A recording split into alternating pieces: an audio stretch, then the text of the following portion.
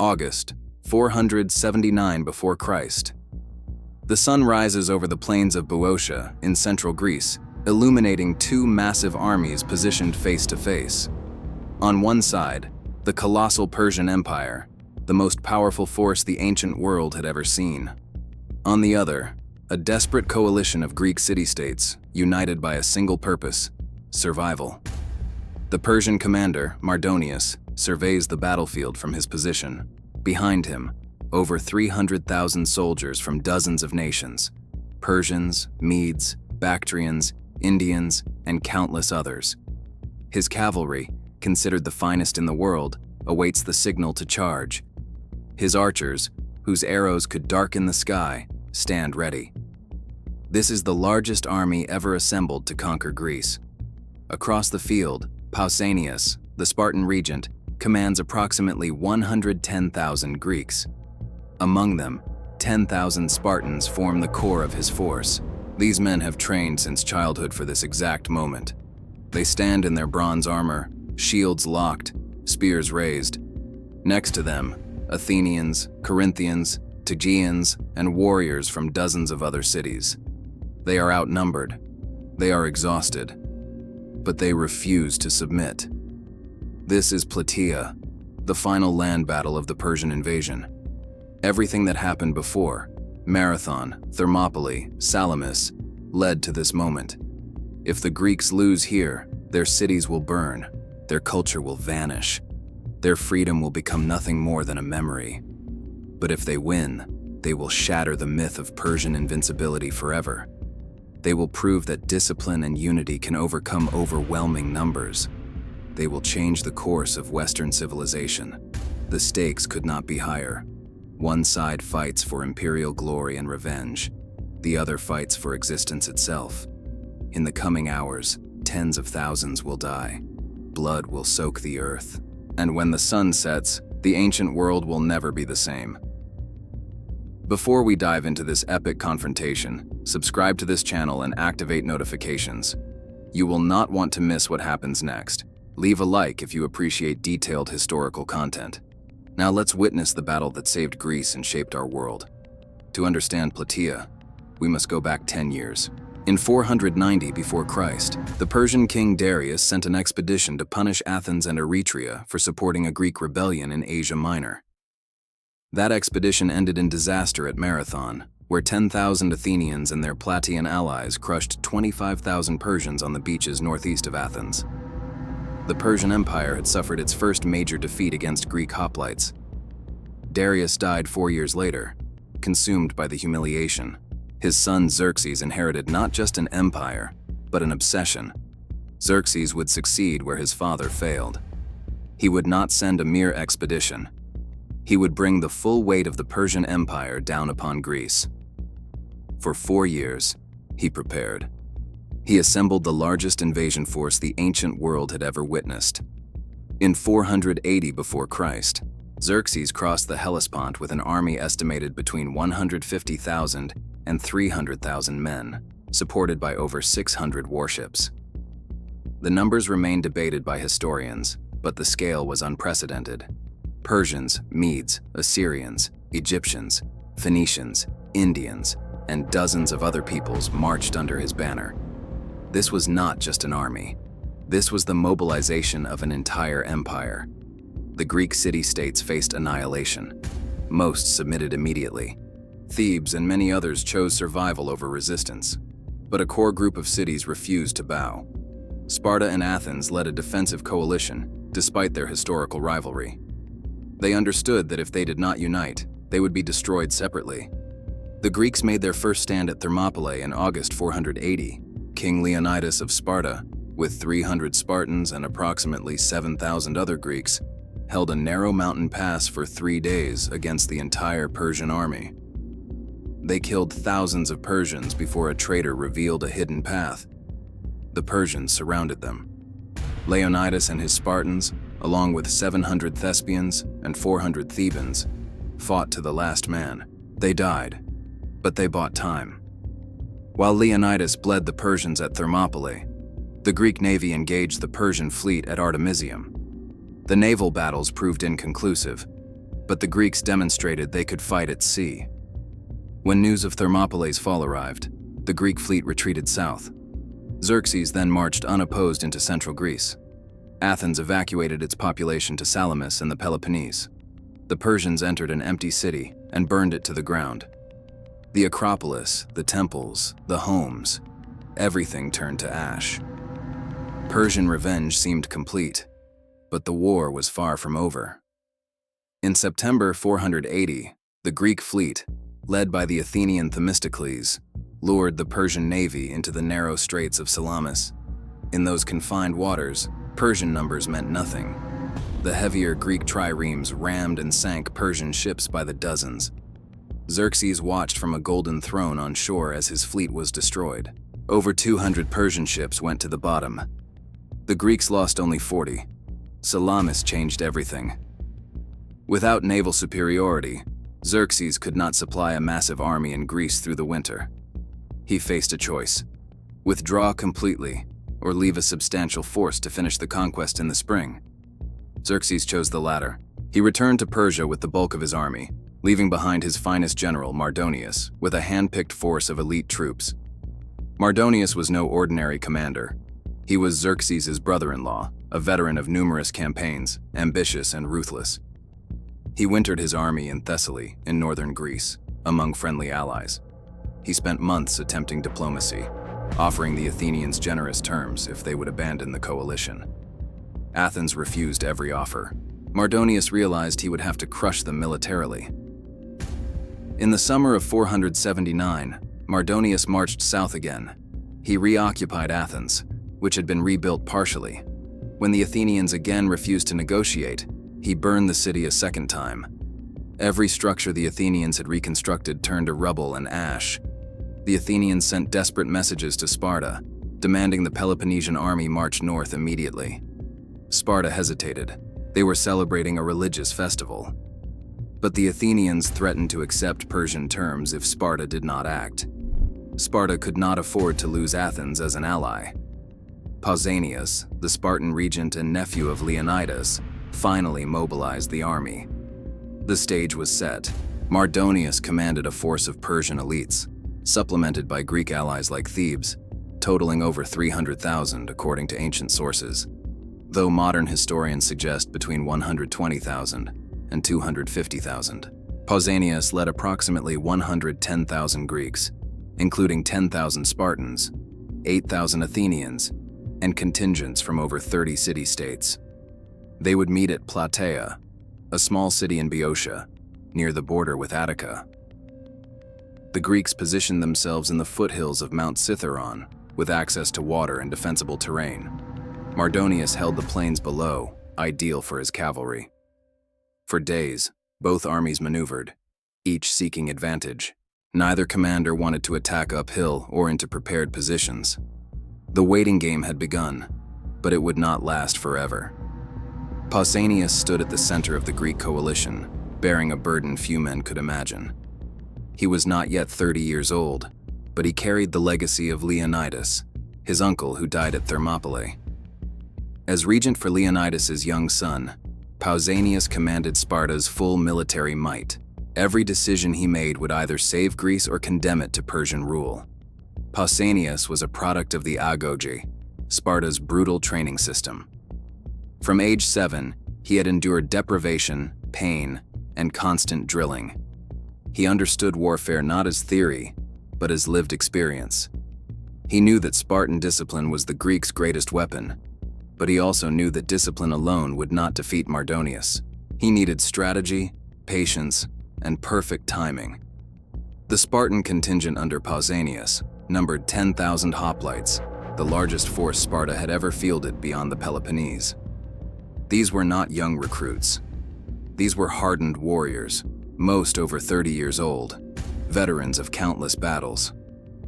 Each Spartan hoplite wore a bronze breastplate, a bronze helmet with a horsehair crest, and bronze greaves protecting his shins. He carried a large round shield called a hoplon, nearly 3 feet in diameter, and an 8-foot spear called a dory. A short sword hung at his side for close combat. But the Spartans were only part of the Greek force. Athens contributed 8,000 hoplites, their second largest army ever assembled. The Athenians had proven themselves at Marathon and Salamis. They fought with intelligence and ferocity. Their general, Aristides, coordinated closely with Pausanias despite the historical tension between Athens and Sparta. Tegea, a Peloponnesian city allied with Sparta, sent 1,500 hoplites. Corinth provided 5,000. Megara, Sicyon, Epidaurus, and dozens of smaller cities contributed their warriors. The total came to approximately 38,000 hoplites, the core of the Greek army. Beyond the hoplites, the Greeks fielded 35,000 light infantry called helots and perioikoi. These men carried lighter armor, javelins, and slings. They supported the hoplite formations, screened movements, and engaged enemy skirmishers. Finally, over 35,000 servants and attendants accompanied the army, managing supplies and equipment. The Greek strength lay in the phalanx formation. Hoplites locked their shields together, creating a wall of bronze. They fought shoulder to shoulder, each man protecting the warrior to his left. The front ranks thrust their spears forward while rear ranks pushed from behind. Breaking a phalanx required overwhelming force or exceptional discipline. The Spartans had perfected this formation over generations. They moved as one organism, responding instantly to commands. Across the battlefield, Mardonius commanded a force that represented the diversity of the Persian Empire. He was approximately 50 years old, a veteran of Darius's Scythian campaign and numerous other wars. Xerxes trusted him completely. Mardonius understood both diplomacy and warfare. He had spent months trying to fracture the Greek coalition through bribes and threats. When diplomacy failed, he prepared to annihilate them. Mardonius led approximately 40,000 Persian infantry, the elite core of his army. These Persians wore scale armor, carried wicker shields, short spears, and powerful composite bows. They excelled at ranged combat, unleashing volleys of arrows before closing for melee. The best among them were the Immortals, 10,000 elite guards who served as the Empire's shock troops. Ancient sources claimed that whenever an Immortal fell, another immediately replaced him, maintaining their number at exactly 10,000. Beyond the Persians, Mardonius commanded Median cavalry, considered the finest horsemen in the world. Their numbers reached approximately 10,000. These riders wore bronze helmets and carried javelins and bows. They could charge, wheel, and retreat with devastating speed. Greek hoplites, trained for dense formation fighting, struggled against mobile cavalry in open terrain. Mardonius also relied heavily on his Bactrian, Sakai, and Indian contingents. The Bactrians, from modern Afghanistan, provided tough infantry and additional cavalry. The Sakai, steppe nomads, were expert archers on horseback. The Indians brought exotic weapons and fierce warriors. Together, these eastern troops numbered over 50,000. The most controversial element of Mardonius's army was his Greek allies. Thebes, Thessaly, and other northern Greek states had submitted to Persia. Thebes alone contributed 5,000 hoplites. These Greeks fought in phalanx formation, just like their enemies. They knew Greek tactics intimately. They understood how Spartans and Athenians thought. This knowledge made them invaluable to Mardonius, but despised by the coalition Greeks as traitors.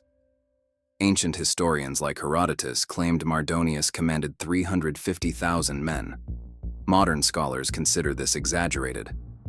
Realistic estimates place his force between 120,000 and 250,000.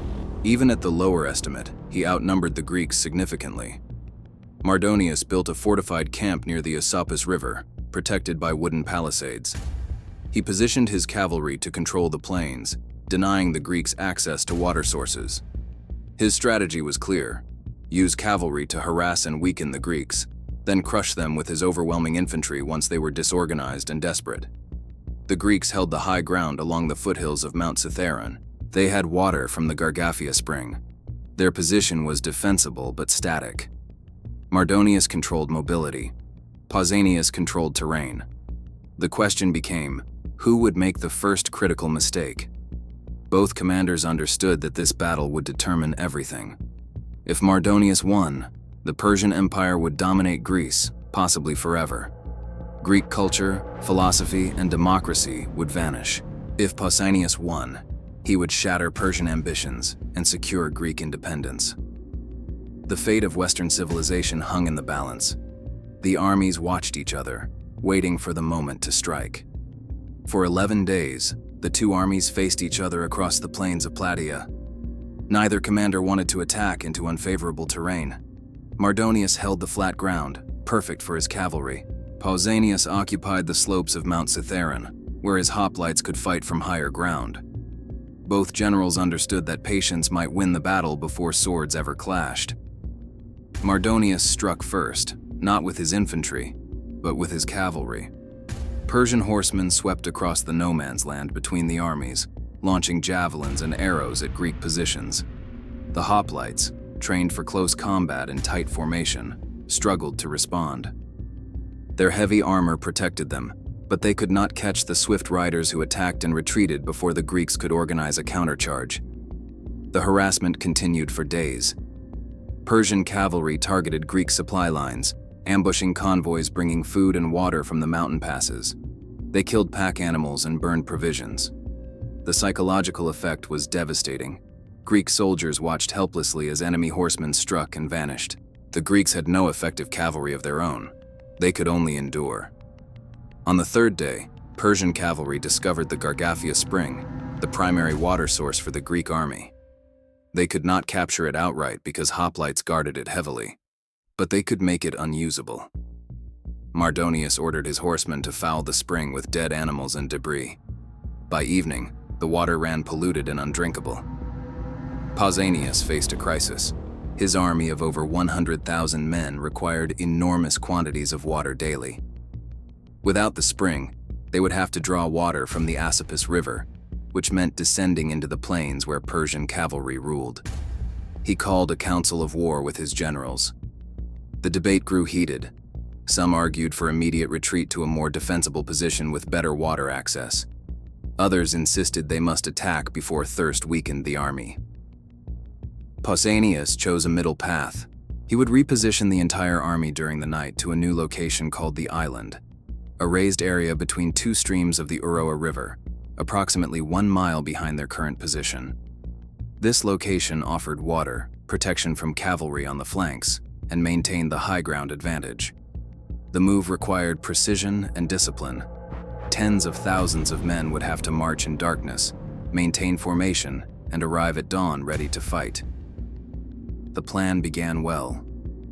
As night fell on the 11th day, the Greek army started moving.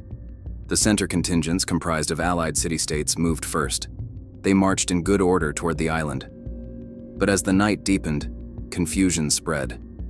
Some units lost their way in the darkness. Others misunderstood their destinations.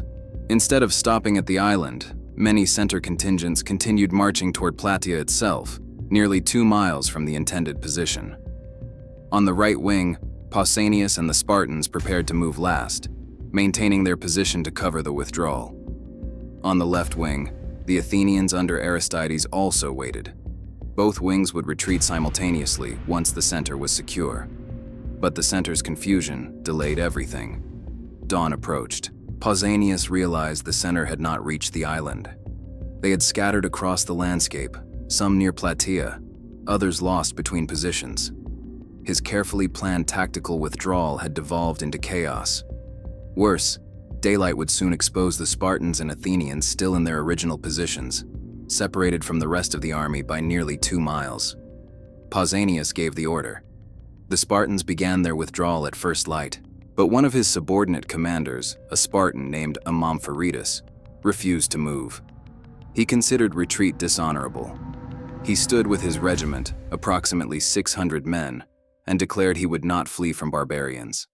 Pausanias could not abandon him, but he could not wait either. The entire Spartan formation stalled while Pausanias argued with Amphiaraus. Across the field, Mardonius watched the Greek movements with growing excitement. His scouts reported the chaos. The Greeks were retreating. Their formations had broken. Their army was scattered across miles of terrain. This was the moment he had waited for. The Greeks had made their fatal mistake. Mardonius did not hesitate. He ordered an immediate general advance. His cavalry surged forward first, racing to catch the retreating Greeks before they could regroup. Behind them, Persian infantry followed at a run. The Median cavalry struck the Spartans first, launching arrows and javelins into their ranks while they were still arguing about whether to retreat. Pausanias finally convinced Amompharetus to move. The Spartans began withdrawing under constant cavalry attack. Arrows fell like rain. Men collapsed with shafts in their backs. The disciplined Spartan formation held, but barely. They moved slowly, maintaining their shield wall, refusing to break and run despite the temptation.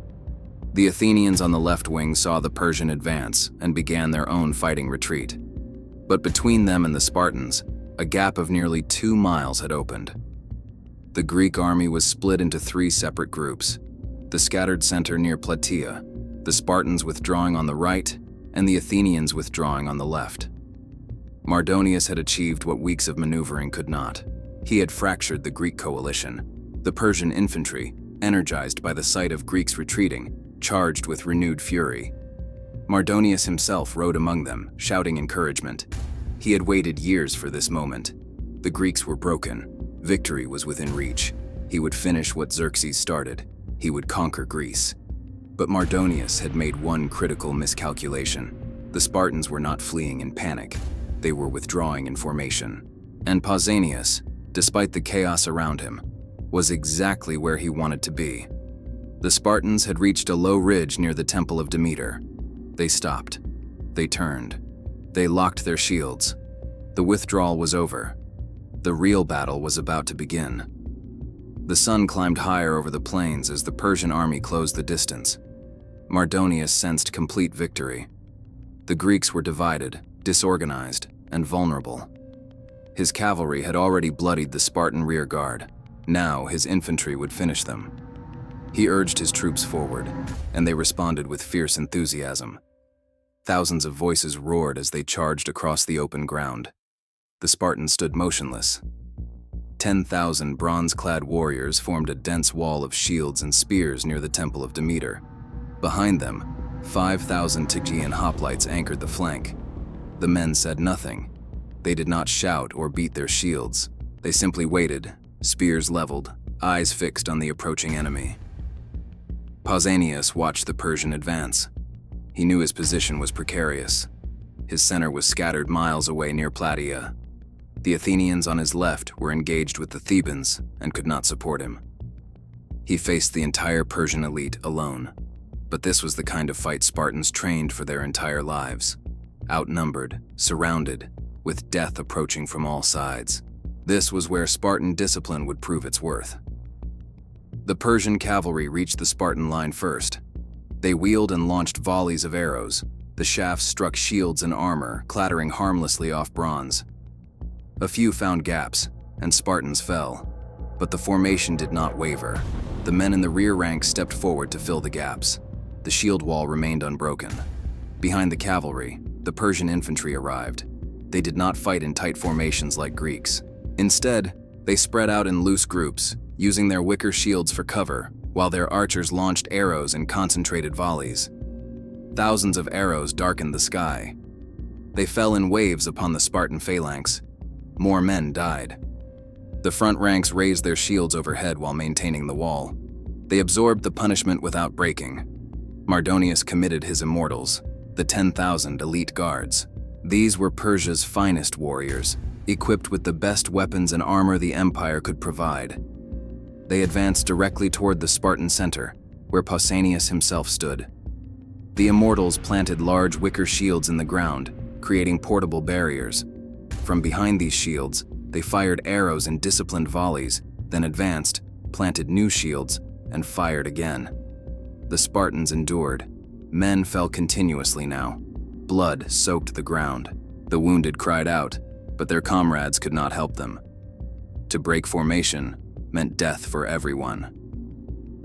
Pausanias watched his soldiers die and could do nothing but hold the line. He needed the right moment. If he charged too early, his formation would collapse under arrow fire. If he waited too long, his men would be whittled down to nothing. The Persians grew bolder. They advanced closer, sensing the Greeks were weakening.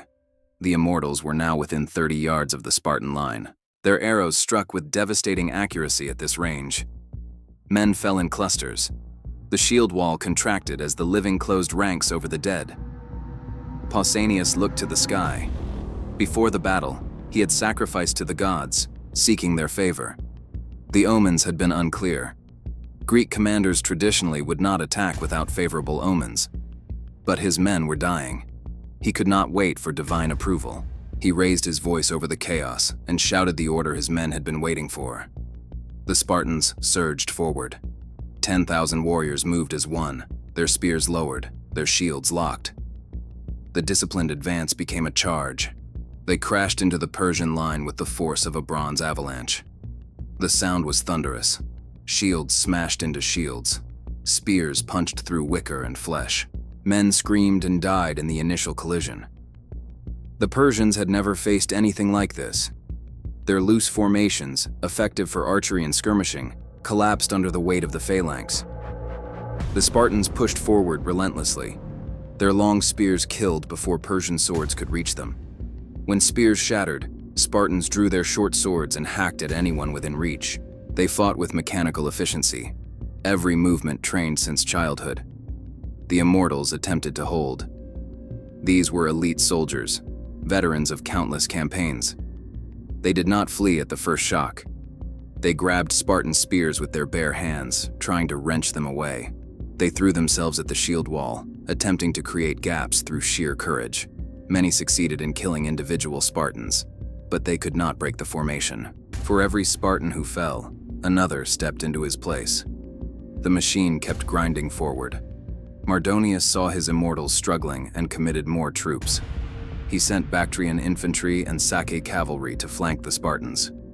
The Tegeans, positioned on the Spartan right, intercepted them. The two forces collided in a separate melee. The Tegeans fought with desperation, knowing that if they broke, the Spartans would be surrounded and annihilated. Meanwhile, on the opposite side of the battlefield, the Athenians faced their own crisis. The Thebans, fighting for Persia, had deployed in a traditional Greek phalanx. 8,000 Athenian hoplites faced 5,000 Theban hoplites in a brutal pushing match. Unlike the fluid combat against Persians, this was a grinding contest of strength and endurance. The two phalanxes locked shields and shoved, each trying to physically drive the other backward. The Thebans fought with skill and determination. They were Greeks, trained in the same methods as their enemies. They knew the weaknesses of the phalanx and how to exploit them. The battle devolved into a murderous stalemate. Men suffocated in the crush. Others were trampled underfoot. Neither side could gain advantage. Back at the Spartan front, the combat reached a savage peak. The Persians refused to retreat despite horrific casualties. They fought with fanatic courage, throwing themselves repeatedly at the Spartan line. Bodies piled so high that both sides had to climb over corpses to reach each other. The ground became slick with blood. Men lost their footing and were trampled or stabbed as they fell. Pausanias fought in the front rank, leading by example as Spartan commanders always did. His armor was dented and bloodied. His spear had broken. He wielded his sword now, hacking at the enemy pressing around him. His personal guards surrounded him, sacrificing themselves to keep him alive. The battle had become chaos, but it was controlled chaos. The Spartans maintained their formation, even in the midst of slaughter. The Persians began to waver. The immortals, who had never retreated from any battle, started falling back. Not in panic, but in exhaustion and despair. They had faced the Spartan phalanx and found it unbreakable. Their arrows had failed. Their courage had failed. Nothing could break these bronze-clad warriors who fought like machines and died without fear. Mardonius recognized the crisis. His elite troops were breaking. If they routed, his entire army would collapse. He needed to rally them personally. He spurred his white horse forward, riding directly into the combat zone. He wore gleaming armor and a distinctive helmet so his troops could see him. He shouted encouragement, rallying the immortals around him. His presence steadied the line. The Persians stopped retreating and renewed their assault. The battle hung in perfect balance. Both sides had committed everything. Thousands lay dead or dying. Neither could retreat without being destroyed. The next moments would determine the fate of Greece. Mardonius rode along the Persian line, his white horse immediately recognizable amidst the chaos. His presence electrified the Persian troops. The immortals, who moments before had been wavering, rallied around their commander. They reformed their ranks and pressed forward with renewed fury. Fresh waves of Persian infantry joined the assault. The pressure on the Spartan phalanx intensified beyond anything they had yet endured. Pausanias felt the weight of the renewed attack. His front ranks were exhausted. Men who had been fighting for over an hour in heavy bronze armor under the scorching sun were reaching their physical limits. Sweat poured down their faces. Their arms burned from holding shields and thrusting spears. But Spartans were trained to endure beyond human limits. They had been conditioned since childhood to ignore pain, to function when ordinary men collapsed. The line held. Mardonius pushed his horse closer to the front. He was not content to command from safety. He needed his men to see him sharing their danger. He rode directly behind the immortals, surrounded by a bodyguard of 1,000 elite Persian cavalry.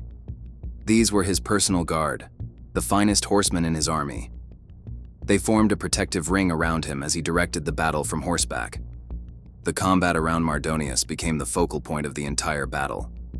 The Persians concentrated their best troops there, determined to break through where their commander watched. The Spartans recognized the threat and reinforced their center. Pausanias himself fought in that sector, just yards away from Mardonius, though neither could see the other through the press of bodies and dust. The immortals launched another coordinated assault. They advanced in dense formation, their wicker shields overlapping, creating a wall similar to the Greek phalanx. They had learned from the previous exchanges. They would match Greek tactics with Persian adaptations. The two formations collided with tremendous force. The sound of the impact echoed across the battlefield. Men in the rear ranks pushed forward, adding their weight to the collision. The front ranks were crushed between the opposing forces, unable to retreat or advance. In this grinding press, individual skill meant less than collective strength. The Spartans excelled at this type of combat. Every man knew his role. Every man trusted the warrior beside him completely. They pushed in unison, following commands shouted over the din. The Persians, despite their courage, lacked this level of coordination. Their units came from different regions, spoke different languages, and had trained under different systems. They fought bravely as individuals but could not match Spartan cohesion. Slowly, meter by meter, the Spartan phalanx drove forward. The immortals gave ground reluctantly, contesting every step. Bodies piled higher. The wounded who could not crawl away were trampled by both sides. The ground became treacherous, soaked in blood and littered with broken weapons and corpses. Men slipped and fell. Those who went down rarely rose again. Mardonius saw his immortals being pushed back. He spurred his horse forward, shouting orders, trying to stem the retreat. His bodyguard followed, maintaining their protective formation around him. He rode to within 50 meters of the Spartan line, close enough that Spartan soldiers could see his distinctive white horse and ornate armor. His presence stabilized the Persian line once more. The immortals stopped retreating and held their position. But Mardonius had made a fatal error. He had placed himself within reach of Spartan spears. Pausanias recognized the opportunity immediately. He called out orders to his closest warriors. A group of Spartans, perhaps 40 or 50 men, detached from the main phalanx. They were elite troops, chosen for speed and aggression. Their mission was simple: kill Mardonius. The Spartans charged directly at the Persian commander. They smashed through the forward Persian ranks, their momentum carrying them deep into enemy territory. The Persian bodyguard reacted instantly, wheeling their horses to intercept. Cavalry and infantry collided in a vicious melee. Spartans pulled riders from their horses. Persians trampled Greeks beneath their mounts. The fighting became a chaotic brawl with no formation or order. In the center of this maelstrom, Mardonius fought for his life. He wielded a spear from horseback, striking down at the Spartans surrounding him. His bodyguards died protecting him, their bodies forming a ring around his horse. But there were too many Spartans, and they were too disciplined. They worked together, some engaging the bodyguards while others focused solely on Mardonius. A Spartan warrior named Iamnestus broke through the final ring of defenders. He was a young man, strong and fast, one of the elite troops selected for this mission. He carried a large stone, grabbed from the battlefield. As Mardonius turned to strike another attacker, Iamnestus hurled the stone with all his strength. It struck Mardonius directly in the head. The Persian commander's helmet absorbed some of the impact, but the force was tremendous. Mardonius swayed in his saddle. Blood poured from beneath his helmet. He fell from his horse, crashing to the ground. The Spartans swarmed over him. They stabbed downward with their spears, ensuring he was dead. The Persian bodyguard fought frantically to reach their fallen commander, but the Spartans held them back. Within moments, Mardonius, the great Persian general, brother-in-law to Xerxes, conqueror of nations, lay dead in the dust of Plataea. The effect was instantaneous. The Persians closest to Mardonius saw their commander fall. The news spread through the ranks like wildfire. Mardonius was dead. Their leader, the man who held the army together, was gone. The immortals, who had fought with such determination moments before, hesitated. The other Persian units, seeing the immortals waver, began to fall back. The Spartans sensed the shift immediately. They had broken the enemy's will. Pausanias roared the command to advance. The entire Spartan phalanx surged forward with fresh energy. They crashed into the disorganized Persians with overwhelming force. The Persian line, which had held for over an hour, shattered. Units broke and ran. The organized retreat became a rout. The Persian cavalry attempted to cover the retreat, but they too were demoralized by Mardonius's death. They fired arrows at the pursuing Spartans, then wheeled and fled toward the fortified camp. The Persian infantry ran behind them, abandoning their positions, their wounded, and their equipment. The plains of Plataea filled with fleeing soldiers. The Tegeans, who had been locked in brutal combat with the Bactrians and Sakai, saw the Persian center collapsing. They redoubled their efforts. The Bactrians, realizing they were about to be surrounded, broke and ran. The Sakai cavalry, among the finest horsemen in the world, covered the retreat skillfully. They fired arrows backward while riding at full gallop, slowing the Greek pursuit, but they could not stop it. On the other side of the battlefield, the Athenians were still locked in combat with the Thebans. The two Greek forces had been pushing and grinding against each other for over an hour. Neither had gained decisive advantage. Then messengers reached the Athenians with news. The Persians were routed. Mardonius was dead. The Spartans had won. The Athenians, energized by the news, threw themselves at the Thebans with renewed fury. The Thebans, realizing they were now fighting for a lost cause, began to disengage. They retreated in good order, maintaining their phalanx formation. They were Greeks after all, and they knew how to execute a fighting withdrawal. The Athenians pursued but could not break them. The Thebans withdrew toward their city of Thebes, covering nearly 10 miles while maintaining formation. It was a remarkable feat of discipline, even in defeat. The main Persian army fled toward their fortified camp near the Asopus River. This camp was surrounded by wooden palisades and had been built to house over 100,000 men. It was their last refuge. If the Greeks could not breach it, the Persians might regroup and continue the war. But if the Greeks broke through, the Persian army would be annihilated. Pausanias reformed his Spartans and pointed them toward the camp. The Tegeans joined them. Together, nearly 15,000 Greeks advanced on the Persian fortifications. Behind them, scattered across the bloody plains of Plataea, lay thousands of corpses. Greeks and Persians mingled in death. But the battle was not over. The final act was about to begin. The fleeing Persians reached their camp and poured through the gates. They slammed the wooden barriers shut behind them.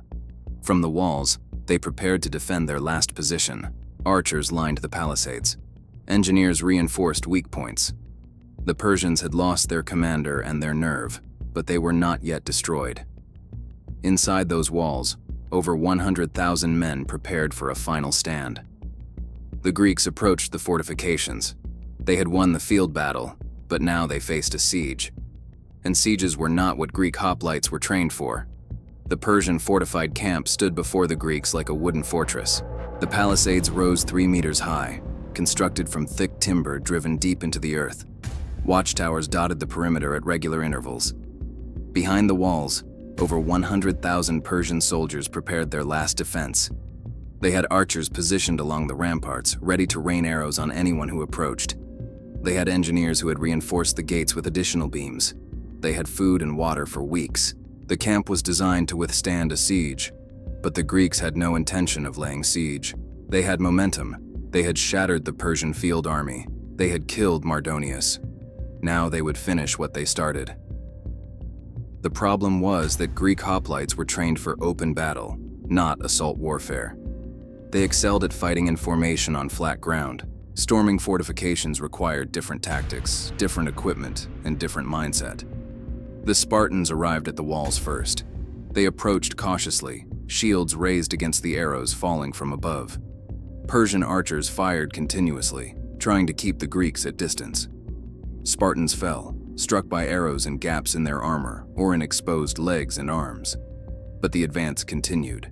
The Spartans reached the base of the palisade and attempted to tear down the wooden logs with their bare hands. The task was nearly impossible. The logs were thick, deeply embedded, and defended from above. The Persians dropped stones and javelins down on the Spartans clustered at the wall. They poured boiling water through gaps in the palisade.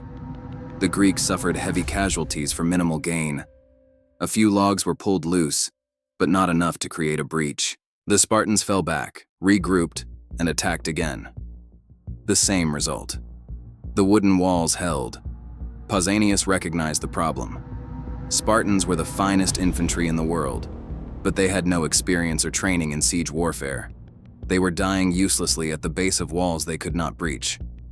He called a temporary halt and assessed the situation. He needed allies who understood this type of combat. The Athenians arrived shortly after. They had disengaged from the Thebans and marched quickly to join the assault.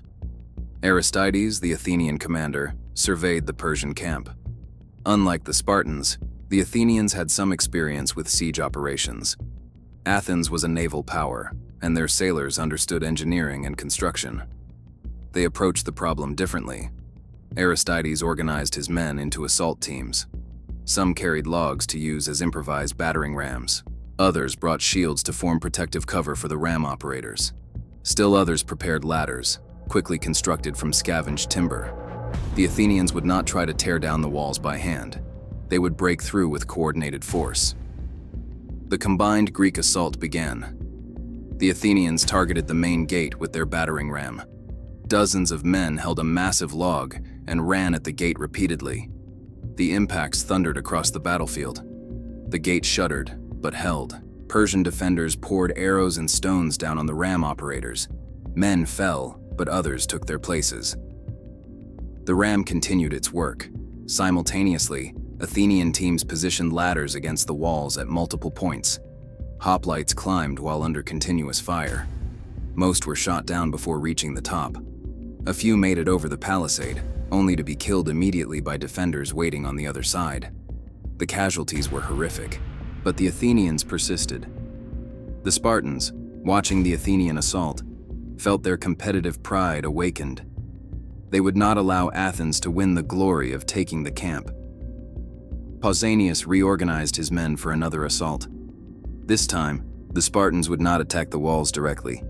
They would find weak points, places where the palisade was damaged or poorly constructed. They spread out along the perimeter, probing for vulnerabilities. A group of Spartans discovered a section where Persian defenders had thinned out to reinforce the main gate under Athenian attack. The wooden logs there were older, weathered, and not as deeply set. The Spartans concentrated their strength on this point. They formed human pyramids, with men standing on each other's shoulders to reach the top of the palisade. Others hacked at the base of the logs with axes scavenged from the battlefield. The weakened section began to give way. Logs tilted and loosened. The Spartans sensed victory and redoubled their efforts. They pulled logs down, creating a gap wide enough for men to squeeze through. Persian defenders rushed to the breach, but they arrived too late. Spartans were already pouring through the opening. The breach widened rapidly. More Spartans poured into the camp. They formed a phalanx inside the fortifications, shields locked, and began pushing outward to secure the breach for reinforcements. The Persians threw everything at them. Archers fired at point-blank range, infantry charged with swords and axes, but the Spartans held their ground. The breach remained open. Pausanias saw the Spartan breakthrough and immediately redirected his entire force to exploit it.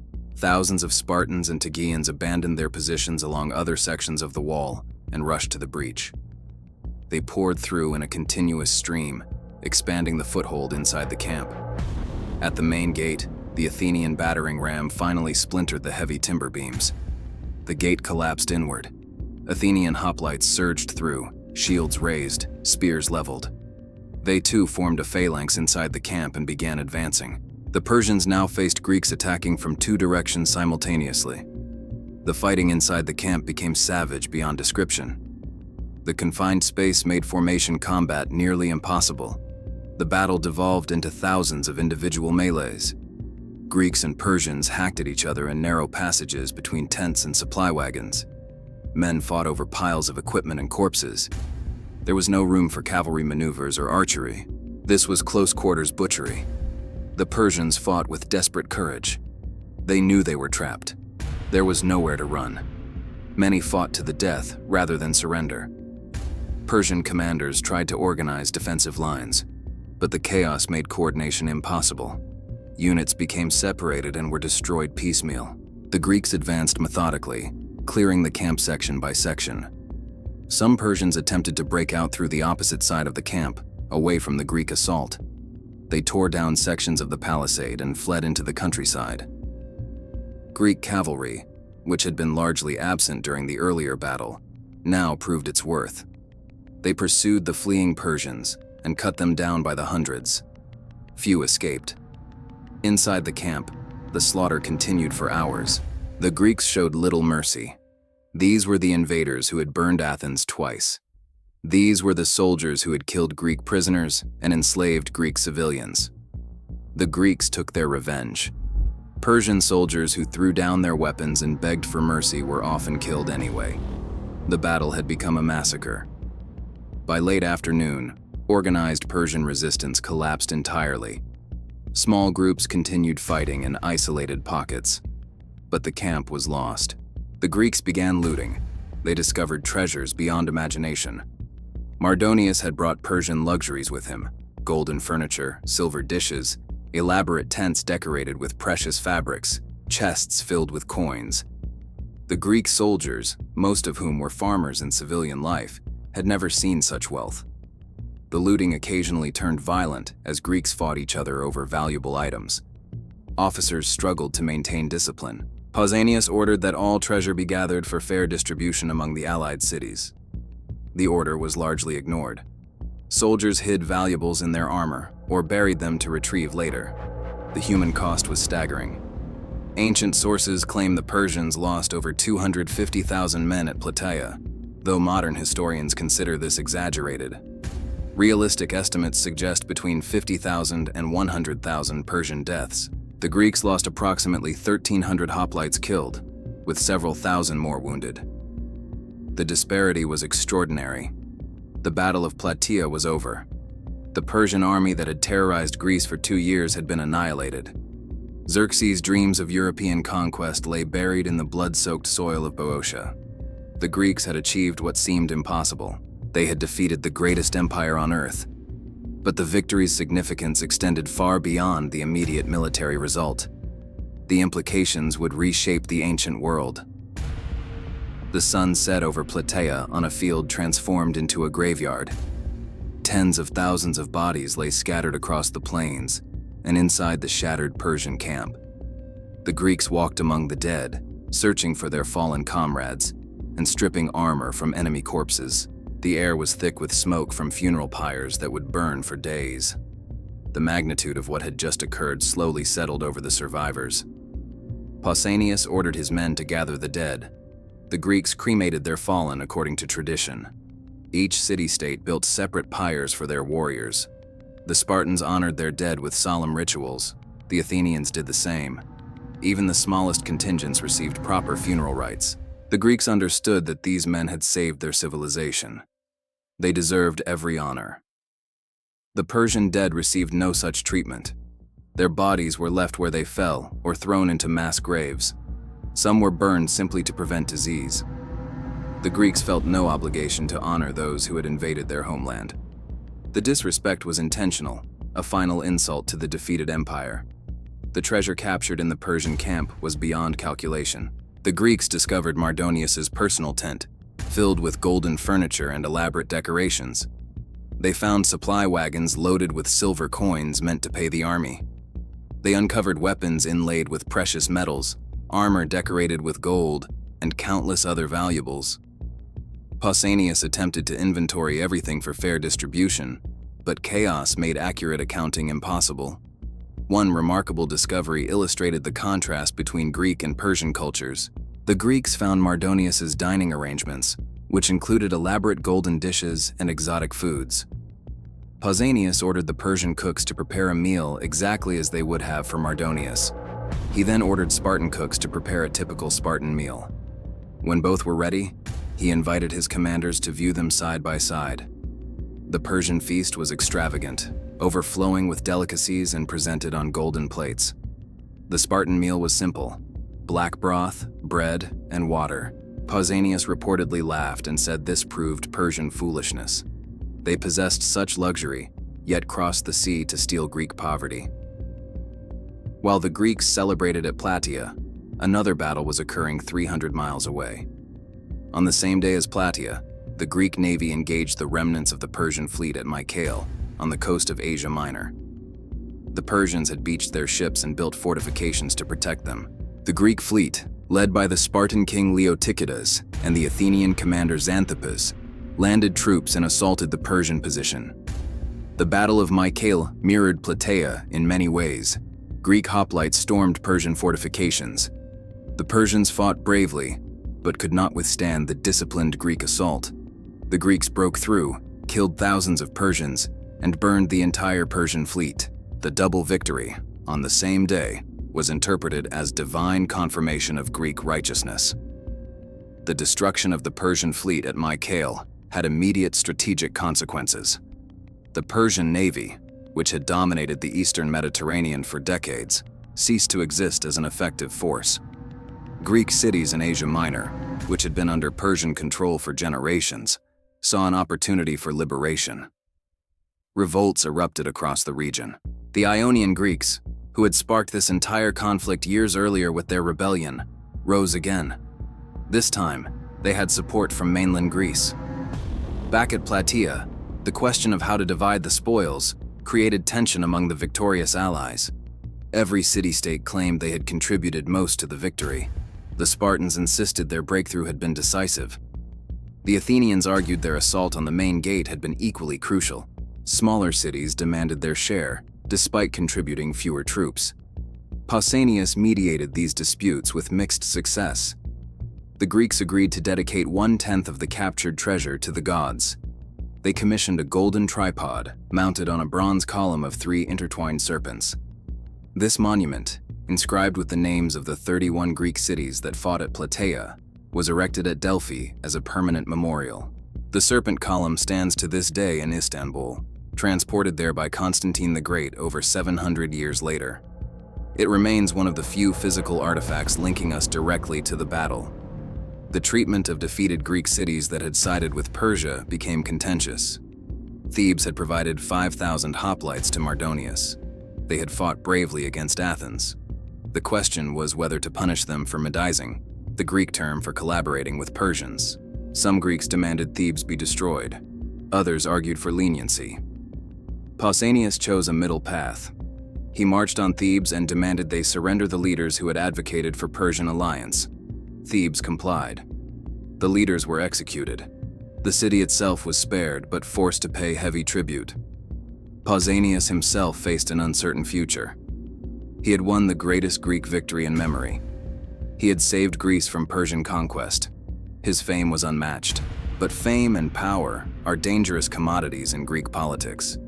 Sparta distrusted leaders who became too prominent. Pausanias would later be accused of adopting Persian customs and even conspiring with Xerxes.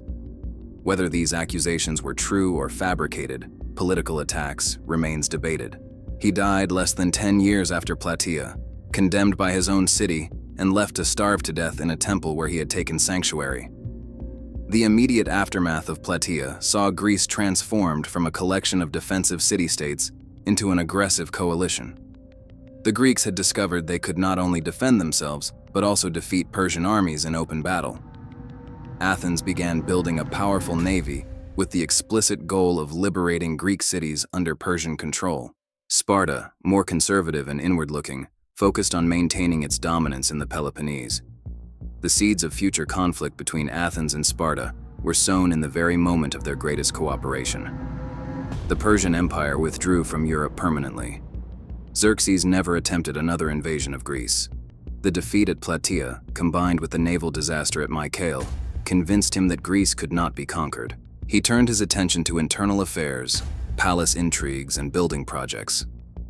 He would die 14 years later, assassinated by his own bodyguard. The Persian Empire continued for another century and a half, but it never again threatened Greece directly. The immediate consequences of Plataea were clear. Greece was free. The threat was eliminated. But the long-term implications would prove even more significant. Plataea was more than a military victory. It was a defining moment that shaped the trajectory of Western civilization. The battle proved that the Persian Empire, despite its vast resources and numerical superiority, could be defeated by disciplined infantry fighting for their freedom. This lesson resonated throughout the ancient world and continues to influence military thinking today. The Greek victory preserved their unique political systems. Athens maintained its democracy, allowing citizens to participate directly in government. This democratic experiment, fragile and imperfect as it was, survived because Persian autocracy did not conquer it. The philosophical and political ideas developed in Athens over the following decades, the works of Socrates, Plato, and Aristotle, emerged because Greece remained independent. If Plataea had gone differently, these ideas might never have developed or survived. The battle also preserved Greek culture at a critical moment in its development. Greek theater was evolving. Greek sculpture was reaching new heights of realism and beauty. Greek architecture was creating structures that still inspire awe. All of this flourished because Greece was free.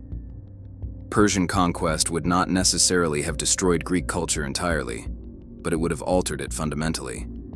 The Greeks would have become subjects of an empire, creating art and literature for Persian masters, rather than for themselves. The military lessons of Plataea influenced warfare for centuries. The Greek phalanx proved its superiority over looser Persian formations. This success reinforced Greek confidence in heavy infantry tactics. When Alexander the Great invaded Persia 150 years later, he relied on the Macedonian phalanx, a direct descendant of the formation that won at Plataea. Alexander's conquest of the Persian Empire completed what the Greeks began at Marathon, Salamis, and Plataea. But Plataea also revealed the limitations of Greek unity. The coalition that fought together dissolved almost immediately after victory. Athens and Sparta, allies against Persia, became bitter rivals within decades. The Peloponnesian War, which erupted in 431 before Christ, pitted these former allies against each other in a conflict that devastated Greece. The unity displayed at Plataea proved temporary, possible only when facing existential threat. The battle demonstrated that superior numbers do not guarantee victory. Mardonius commanded a larger, more diverse army with excellent cavalry and archery. Yet he lost to a smaller force of Greek hoplites. The deciding factors were discipline, cohesion, and tactical leadership. Pausanias understood his army's strengths and used terrain and timing to maximize them. Mardonius underestimated his enemy and paid with his life and his army's destruction. Plataea also illustrated the importance of leadership in battle. Mardonius fought bravely and led from the front, but his death shattered Persian morale. The Persian command structure was too centralized. When the top commander fell, the entire army collapsed. The Greeks had a more distributed leadership model. If Pausanias had died, other commanders could have continued the fight. This structural difference proved decisive. The psychological impact of the victory cannot be overstated. Before Plataea, the Persian Empire seemed invincible. They had conquered Egypt, Babylon, and countless other kingdoms. They had crushed every enemy they faced. The Greeks had inflicted defeats at Marathon and Salamis, but those could be dismissed as flukes or attributed to terrain advantages. Plataea was different. It was a direct clash of armies on open ground. The Greeks won decisively. The myth of Persian invincibility died on those plains. For the Spartans specifically, Plataea became their defining achievement. They had redeemed the sacrifice at Thermopylae. Leonidas and his 300 had died holding the pass. Pausanias and his 10,000 had avenged them by destroying the Persian army. Sparta's reputation as the premier military power in Greece was cemented. That reputation would endure for generations, influencing Greek politics until Sparta's eventual decline. For Athens, Plataea marked the beginning of their golden age. The city that had been burned twice by Persians rose from the ashes stronger than before. Athenian confidence soared. They rebuilt their city with unprecedented ambition. They expanded their navy and created the Delian League, an alliance of Greek cities ostensibly for mutual defense against Persia, but increasingly dominated by Athenian power. Within 50 years of Plataea, Athens became the cultural and intellectual center of the Greek world. The battle also affected Persian history profoundly. The failure in Greece marked the end of Persian expansion westward. The empire remained powerful, but turned its attention inward and eastward. The defeats at Plataea and Mycale damaged Persian military prestige. Subject peoples became more willing to rebel. The empire entered a long, slow decline that would culminate in Alexander's conquest. For modern observers, Plataea offers lessons about determination, unity, and the power of defending one's homeland. The Greeks were outnumbered and had suffered terrible losses. Athens had been burned. Thermopylae had fallen. Yet they continued fighting. They unified despite their differences. They adapted their tactics. They persevered until they achieved complete victory. This resilience in the face of overwhelming odds continues to inspire. The physical location of Plataea became sacred ground for the Greeks. They erected monuments to their fallen. They held annual ceremonies honoring the victory. For centuries, Greeks made pilgrimages to the site to remember the day their civilization was saved.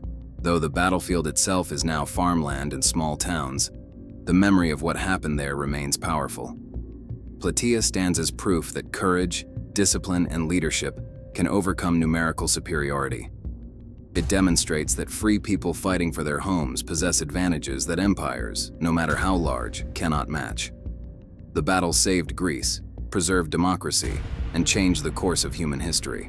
The world we live in today, with its emphasis on individual liberty, democratic governance, and rational inquiry, exists in part because of what happened on those plains in 479 before Christ.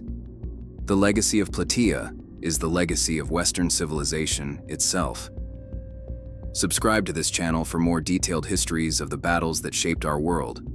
Leave a comment. Which ancient battle do you think had the greatest impact on history?